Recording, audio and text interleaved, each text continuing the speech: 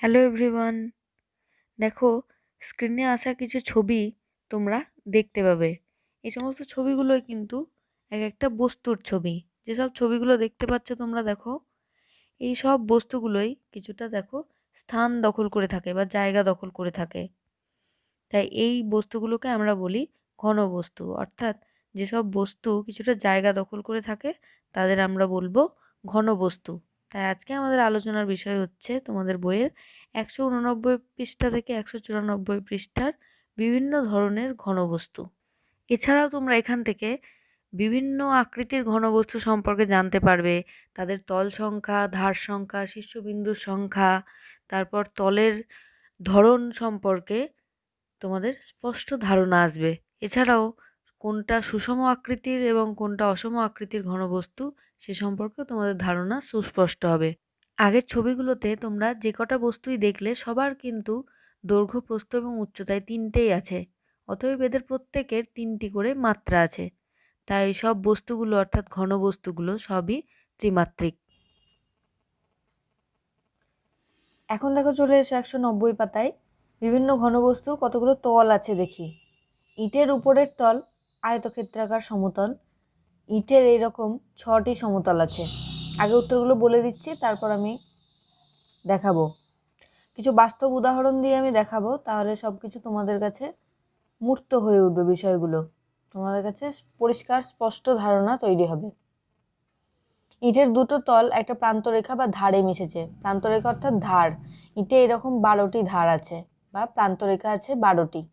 ইটের তলগুলো উঁচু নিচু নয়, তাই এগুলো সমতল। কিন্তু ভাঙা পাথরের উপরিতল উঁচু নিচু, তাই এই তল বক্রতল। ইটের একটি আয়তাকার তলের 4টি শীর্ষবিন্দু আছে। একটি ইটের 8টি শীর্ষবিন্দু। বেশ, ইট তো নিতে পারিনি, ইটের মতো একটা আকারের বাক্স জোগাড় করেছি। তো দেখো, এটা একটা ফোনের বাক্স। এটা দেখো অনেকটা ইটের মতোই দেখতে। ঠিক আছে, তো আস্তে আস্তে দেখো বলি। এইটা দেখো, উপরটা তো সমতল, এই তলটা উপরের তলটা সমতল, এবড়ো খেবড়ো নয়, একদম সমান। তো এইরকম 6টি সমতল আছে। দেখো, এই উপরের একটা, তার নিচে একটা, দুটো, এই যে এই পাশে একটা, তার পাশে একটা, 4টে, 5টা, এদিকে একটা, 6টা। ঠিক আছে, তো 6টা সমতল আছে। ইটের দুটো প্রান্তরেখা একটি ধারে মিশেছে। এরকম 12টি ধার আছে। এই দেখো, এই একটা ধার, এ একটা ধার, এ একটা ধার, এ একটা ধার। কটা হলো? 4টে। নিচেও এরকম 4টে ধার আছে। দেখো, 5টা, 6টা, 7টা, এই দেখো 8টা। আর নিচে যেরকম দেখালাম সেরকমও 4টে আছে। উপরে যেরকম দেখালাম নিচেও আছে 4টে, আর পাশগুলোতে আছে 4টে। তাহলে মোট 12টা আছে ধার বা প্রান্তিকী বা প্রান্তরেখা। ঠিক আছে, এবার ইটের তলগুলো উঁচু নিচু নয়, তাই সমতল। দেখো, এরকম যদি হয় তাহলে এই তলটাকে আমরা বলবো সমতল। কিন্তু ভাঙা পাথরের উপরিতল উঁচু নিচু সমান নয়, তো সেই জন্য ওই তলটাকে, পাথরের উপরিতলটাকে বলা হয় বক্রতল। আর বলছে ইটের একটি আয়তাকার তলের 4টি শীর্ষবিন্দু আছে। দেখো, এটা এই তলটা আয়তাকার, তো এই দেখো এই দিকটার সঙ্গে এই দিকটা সমান, আর এই দিকটার সঙ্গে এই দিকটা সমান, ঠিক আয়তক্ষেত্রের মতো। আয়তক্ষেত্রের যেমন আকার, দৈর্ঘ্য দুটো সমান আর প্রস্থ দুটোও সমান, বিপরীত বাহুগুলো পরস্পর সমান। তো একটি আয়তাকার তলের কয়টি শীর্ষবিন্দু আছে? 4টি শীর্ষবিন্দু। দেখো, এখানে একটা আছে, একটা তলের, একটা, দুটো, 3টে, আর এখানে 4টে। তাহলে একটি তলের শীর্ষবিন্দু কয়টি আছে? 4টি। আর একটি ইটের 8টি শীর্ষবিন্দু আছে। 8টি কি করে হবে? দেখো, উপর আছে 4টি, একটা, দুটো, 3টে, 4টে। আবার ওই নিচের দিকটা তুমি যদি উল্টাও ওই বাক্সটাকে, তাহলে আরও 4টে পাবে। তাহলে ইটের মোট শীর্ষবিন্দু কয়টা? 8টা। ঠিক আছে, এরপর একটা নিজে করি আছে ঘনবস্তুর উদাহরণ। দেওয়াই আছে বইয়ে বই, বাক্স। এদের তলের সংখ্যা কয়টি? 6টি। ওই যেমন বাক্স আগে দেখালাম ঠিক ওই রকম ধরনের। তো তলের ধরন দেখো, সমতল। প্রান্তরেখা দেখালাম 12টি। শীর্ষবিন্দুর সংখ্যা 8টি। ঠিক আছে। ইটের প্রতিটি তল আয়তাকার ও তলগুলো তার পাশের তলের সঙ্গে সমকোণে নত থাকে, তাই এই আকৃতির ঘনবস্তুগুলোর নাম আয়তঘন বা সমকোণী চৌপল। বিভিন্ন আয়তঘনের উদাহরণ হচ্ছে ইট, বই, বাক্স ইত্যাদি। ইট বলো, বই বলো বা বাক্স বলো, সবই হচ্ছে আয়তঘন বা সমকোণী চৌপল। আমি আগে যে বাক্সটা দেখালাম সেটা একটা আয়তঘন বা সমকোণী চৌপলের উদাহরণ। কিন্তু এখন যদি আমরা একটা লুডোর ছক্কা দেখি তাহলে দেখব সেটা কিন্তু আগের বাক্সের থেকে আকৃতিটা একটু আলাদা। আগের যে বাক্সটা আমরা দেখলাম সেটার প্রতিটি তল ছিল সমতল এবং আয়তক্ষেত্রাকার, কিন্তু লুডোর ছক্কা যদি আমরা নিই তাহলে দেখব তার প্রতিটা তল বর্গক্ষেত্রাকার। তাই লুডোর ছক্কার আকৃতির ঘনবস্তুগুলোর নাম ঘনক। ঘনকেও পাশাপাশি দুটো তল 90 ডিগ্রি কোণ করে থাকে বা 90 ডিগ্রি কোণে নত থাকে, তাই ঘনককেও এক বিশেষ প্রকারের আয়তঘন বা সমকোণী চৌপল বলা হয়। লুডোর ছক্কাটা আমার কাছে নেই, তাই লুডোর ছক্কার আকারেরই একটা বাক্স আমি জোগাড় করেছি যেটার আকার ঘনকের মতোই। তো চলো আমরা সেটা দেখে নিই। প্রথমেই আগেই নিজে করিটা একটু বলে দিই। ঘনকের উদাহরণ হচ্ছে লুডোর ছক্কা। তলের সংখ্যা হচ্ছে 6টি, ধার সংখ্যা হচ্ছে 12টি, শীর্ষবিন্দুর সংখ্যা হচ্ছে 8টি, আর তলের ধরন হচ্ছে সমতল। তো দেখো এটা একটা লুডোর ছক্কার মতোই আকৃতির একটা বাক্স, ঘনকের মতো অনেকটা। তো এখানে দেখো তল সংখ্যা 6টি, ঠিক আছে। তলটা দেখো সমতল, এ দেখো একটা, নিচেরটা দুটো, 3টে, 4টে, 5টা, 6টা, ঠিক আছে। তল 6টি। দেখো ধার 12টি আছে, দেখো 1, 2, 3, 4, 5, 6, 7, 8। আবার যদি দেখো উল্টাই 9, 10, 11, 12, ঠিক আছে। তাহলে কয়টি পেলে ধার? 12টি। শীর্ষবিন্দু সংখ্যা হবে 8টি। দেখো এই একটা, দুটো, 3টে, 4টে। এটাকে যদি উল্টাও 5টা, 6টা, 7টা, 8টা, তাহলে 8টা শীর্ষবিন্দু। আর তলের ধরন কীরকম? সমতল। দেখো এগুলো সব কোনো উঁচু নিচু এবড়ো খেবড়ো কিচ্ছু নেই, তো তলগুলো সব সমতলেই আছে, ঠিক আছে। তোমরা যদি বাড়িতে একটা লুডোর ছক্কা নাও তাও একই জিনিস তোমরা দেখতে পাবে। এটা একটু বড়, ঠিক আছে। তো তোমরা একটা লুডোর ছক্কা নিয়ে নিজেরা দেখবে। ফুটবলের একটি মাত্র তল, এই তলটি কিন্তু আয়তঘনকের তলের মতো নয়, তাই এই তলটাকে বলা হয় বক্রতল। তো ফুটবলের আকারের যে ঘনবস্তুগুলো আছে সেই ঘনবস্তুগুলোকে বলা হয় গোলক। তো গোলকের একটা ছবি আমি দেখাই। এই দেখো গ্লোবটার যদি দেখো তাহলে দেখো এর একটাই মাত্র তল আছে, সেটা হচ্ছে বক্রতল। এই দেখো পুরোটাই বক্রতল। তো এটা একটা গোলকের উদাহরণ। তোমরা যারা ফুটবল খেলো, ফুটবলটা, তারপর মার্বেল গুটি নিয়ে যারা খেলা করো সেই মার্বেলের গুটি, সেটাও একটা গোলকের উদাহরণ, ঠিক আছে। দেখো এর একটাই তল আছে যেটা বক্রতল, কোনো সমতল নেই।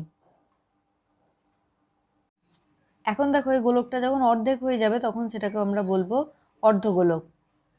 তো নিরেট অর্ধগোলকের দুটি তল, একটি সমতল আর একটি বক্রতল। তোমাদের বই বাটির ছবি দেওয়া আছে, কিন্তু বাটি কিন্তু নিরেট অর্ধগোলকের উদাহরণ নয়। তো তোমরা বাড়িতে ডিম খাও, সেই ডিমকে যদি সমান অর্ধেক করে কাটো তাহলে সেটা নিরেট অর্ধগোলকের উদাহরণ হবে। দেখো এটা আমি মাটির দেখাচ্ছি। এই দেখো এটার উপরের যে তলটা সেটা হচ্ছে সমতল, এটা যদি উল্টাও দেখো এইটা সবটাই কিন্তু বক্রতল। তাহলে একটি সমতল আছে আর একটি আছে বক্রতল।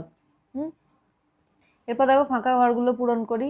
আচ্ছা, গোলকের উদাহরণে দেবে মার্বেল, তল হচ্ছে একটি, তলের ধরন হচ্ছে বক্রতল।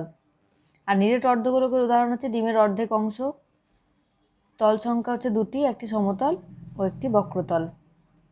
ডিমটাকে যদি সমান 2 ভাগে ভাগ করতে পারো তাহলে 1 ভাগ হবে নিরেট অর্ধগোলকের উদাহরণ। নিরেট অর্থাৎ কোনো অংশ ফাঁক থাকবে না। এখন তোমরা কর্নেটো আইসক্রিম খাও সবাই, দেখো ছবি দেওয়া আছে আইসক্রিমের কোণের একটি সমতল ও একটি বক্রতল। উপরেরটা যখন দেখবে ঢাকনাটা খোলার আগেই, তখন দেখবে উপরের তলটা সমতল আর পাশটা হচ্ছে সবটাই বক্রতল। আইসক্রিমের কোন, টোপর ইত্যাদি আকারের ঘনবস্তুকে বলা হয় শঙ্কু, বা এগুলো এই ঘনবস্তুগুলো শঙ্কু আকৃতির। দেখো এরপর নিরেট শঙ্কুর উদাহরণ কি? মোচার অগ্রভাগ, এর দুটো তল আছে, একটা সমতল একটা বক্রতল, ওই যে আইসক্রিমটা যেমন বললাম।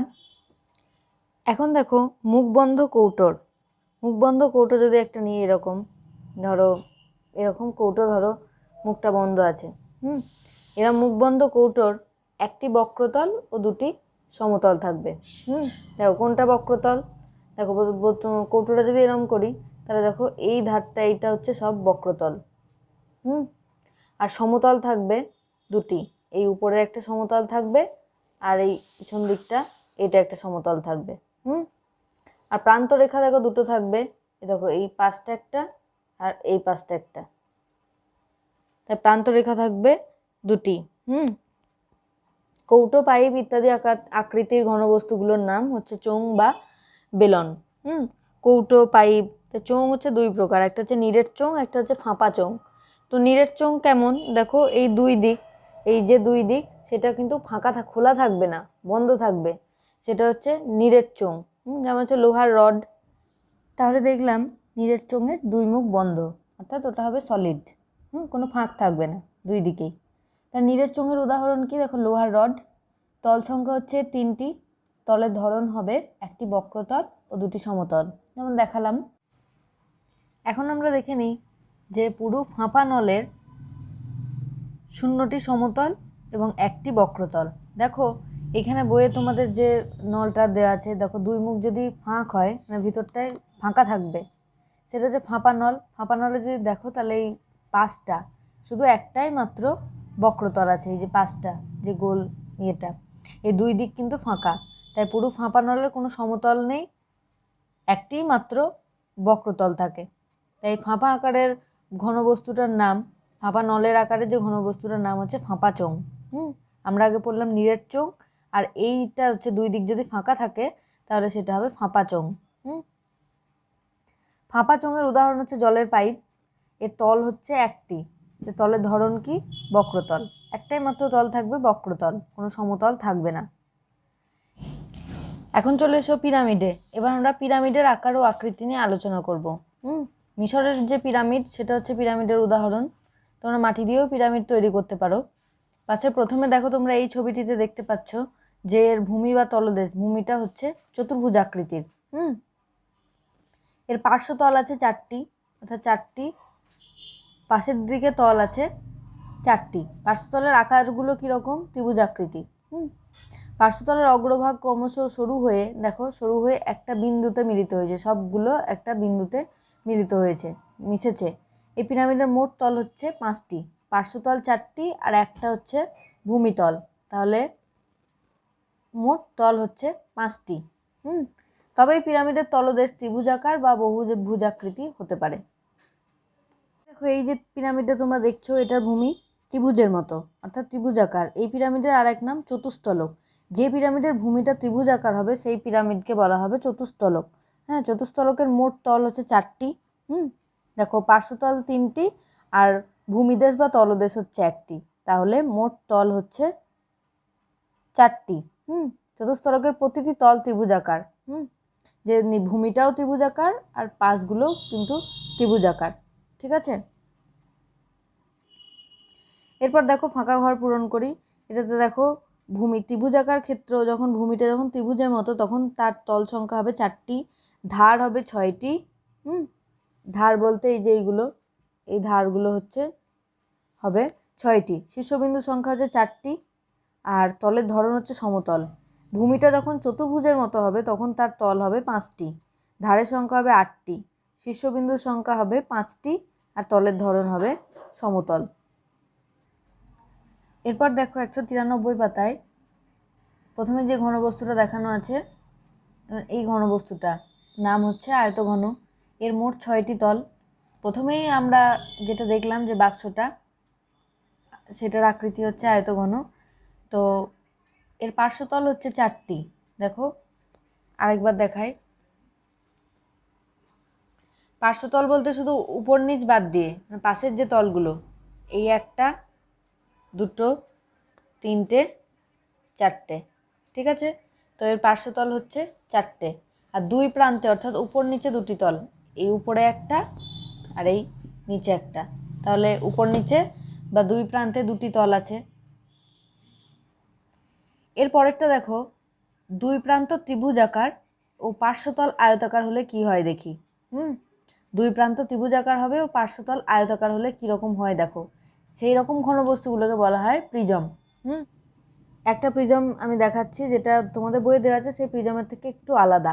দেখো তোমাদের বইয়ে দেওয়া আছে দুই প্রান্ত ত্রিভুজাকার, এখানেও কিন্তু দুই প্রান্ত ত্রিভুজাকার তোমরা দেখতে পাচ্ছ ত্রিভুজের মতো, কিন্তু তোমাদের বইয়ে দেওয়া আছে পার্শ্বতলগুলি আয়তাকার।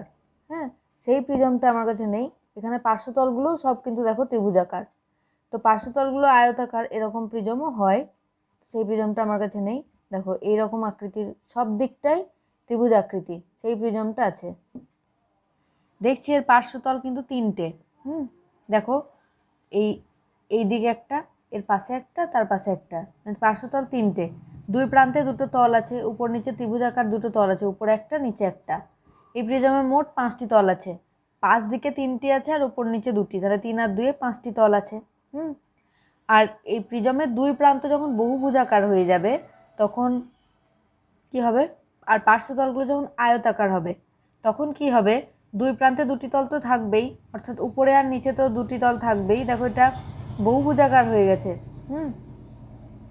দুই প্রান্ত আর পার্শ্বতলগুলো আয়তাকার। দেখো প্রথম দিকটা তোমরা দেখতে পাচ্ছ, সামনের দিকটা যে একটা দিক একটা তল আয়তাকার, এরকম দেখো 6টি তল আছে পাশে, একটা, দুটো, তিনটে, চারটে, পাঁচটা, ছটা তল আছে, আর উপর নিচ মিলে দুটো, তাহলে 6 আর 2 8টি মোট তল। ঠিক আছে, এই আকৃতিটা হচ্ছে দুই প্রান্ত বহুভুজাকার আর পার্শ্বতলগুলো হচ্ছে আয়তাকার, এটা একটা প্রিজম।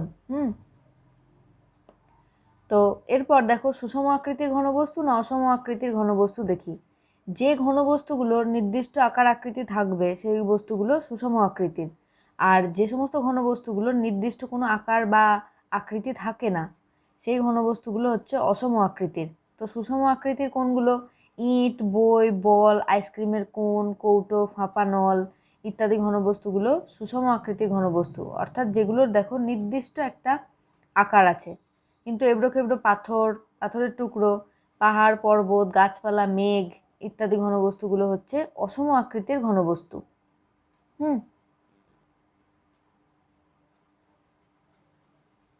ঠিক আছে, বুঝতে পেরেছো তোমরা। এরপরে হচ্ছে সঠিক উত্তর খুঁজে লিখি। 1 নম্বর হচ্ছে ঘনক একটি বিশেষ ধরনের আয়তঘন।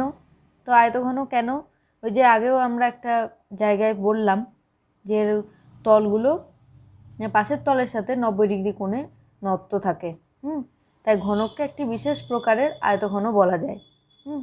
কিন্তু সব আয়তঘনই কিন্তু ঘনক নয়। ঘনককে একটা বিশেষ প্রকার আয়তঘন বলা যায়। ঠিক আছে, তোমরা এইগুলো আরও ভালো করে জানতে পারবে আরও উঁচু ক্লাসে, এখন এটুকুই জানো। 2 টোপরের আকৃতি শঙ্কুর মতো, ঘনবস্তুর মাত্রা 3, ওই জন্য ঘনবস্তু ত্রিমাত্রিক। একটি আয়তঘন হলো বাক্স। 5 একটা থামের আকৃতি চোঙের মতো। লুডোর ছক্কার আকৃতি হচ্ছে একটা ঘনক। আয়তঘন একটি বিশেষ ধরনের প্রিজম। কেন আয়তঘন একটি বিশেষ ধরনের প্রিজম, দেখো আয়তঘনের প্রত্যেকটা তল হচ্ছে আয়তাকার। প্রিজমেরও কিন্তু যে পার্শ্বতলগুলো, যখন প্রিজমটা বহুভুজাকৃতি হয়ে যায় দুই প্রান্ত, তখন এর পার্শ্বতলগুলো আয়তাকার হয়। আমরা দেখো এই ছবিটা যেমন দেখলাম, এর পার্শ্বতলগুলো দেখো আয়তাকার, সেই জন্য আয়তঘনকে একটি বিশেষ প্রকারের প্রিজম বলা হয়। 8টা শঙ্কুর তলদেশ বৃত্তাকার ক্ষেত্র, তাই না? তোমরা যেমন কর্নেটো আইসক্রিমের উপরটা দেখবে, তো সেটা কীরকম, বৃত্তাকার।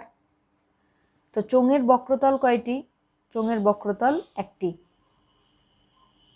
এরপর চলে এসে 194 পাতায়। এখন দেখি নিচের ঘনবস্তুগুলি কোন পরিচিত ঘনবস্তুর কাছাকাছি আছে। গ্লাস অনেকটা চোঙের আকৃতির কাছাকাছি, এটা বইয়ে দেওয়াই আছে। বাটি অর্ধগোলক আকৃতির। ধানের মড়াইয়ের উপরের অংশ উপরের অংশটা দেখো শঙ্কু আকৃতির এবং নিচেরটা চোঙ আকৃতির অনেকটা। মুখ খোলা টিন আয়তঘন আকৃতির, বোতলের আকৃতি অনেকটা চোঙের মতো। কাছাকাছি ঘনবস্তু নাম লিখতে হবে। এরপর ফাঁকা ঘরগুলো পূরণ করি। 1 নাম্বার আছে আয়তঘনের প্রতিটি তল সমতল ও আয়তাকার। সমতল ও আয়তাকার লিখবে, তাহলে উত্তরটা পারফেক্ট হবে। 2 আয়তঘনের প্রতিটি তল তার পাশের তলের সঙ্গে 90 ডিগ্রি কোণে নত থাকে। 3 ঘনকের প্রতিটি তল সমতল ও বর্গাকার। 4 ঘনকের 2টি উদাহরণ লুডোর ছক্কা, চৌকো বাক্স। 5 গোলকের একটি বক্রতল থাকে। প্রিজমের পার্শ্বতলগুলি বর্গাকার বা আয়তাকার। পিরামিডের পার্শ্বতলগুলি সর্বদা ত্রিভুজাকৃতি হবে। গ্লাস একটি সুষম ঘনবস্তু। মার্বেল একটি সুষম ঘনবস্তু। গোলকের 3টি মাত্রা আছে। দেখো গোলকের 3টি মাত্রা আছে, দৈর্ঘ্য প্রস্থ উচ্চতা সবই আছে, কিন্তু সেগুলো আলাদাভাবে বোঝা যায় না, কিন্তু আছে। গোলকের 3টি মাত্রা আছে, এগুলো তোমরা যখন উঁচু ক্লাসে উঠবে তখন আরও বিস্তারিত জানতে পারবে। ঠিক আছে, তো গোলকের 3টি মাত্রা আছে এটা লিখবে, তবেই এটা কিন্তু ঘনবস্তু। 3টি মাত্রা না থাকলে এটা ঘনবস্তু হতো না। এরপর 1 নম্বর প্রশ্ন আছে, দেখো ঘনবস্তু কাকে বলে। তো যেসব বস্তু কিছুটা জায়গা দখল করে থাকে তাদের ঘনবস্তু বলে। তো উদাহরণ হিসেবে দেবে যে ইট, বই, বল, বাড়ি, গাছপালা, পাহাড়, কৌটো, আইসক্রিমের কোন ইত্যাদি। 2 নম্বরে আছে দেখো আমার দেখা কয়েকটি ঘনবস্তুর নাম লিখি। তো এখানে উত্তরটা লিখবে আমার দেখা কয়েকটি ঘনবস্তু হলো লুডোর ছক্কা, ইট, বাটি, ফুটবল গ্লাস, কালো বোর্ড ইত্যাদি। তো আজকের ভিডিও এখানেই শেষ করছি। কেমন লাগলো তোমরা কমেন্ট করে জানিও। ভিডিওটা ভালো লাগলে অবশ্যই একটা লাইক করো, আর যারা নতুন দেখছো তারা চ্যানেলটা অবশ্যই সাবস্ক্রাইব করো এরকম আরও ভালো ভালো ভিডিওর আপডেট পাওয়ার জন্য। টাটা।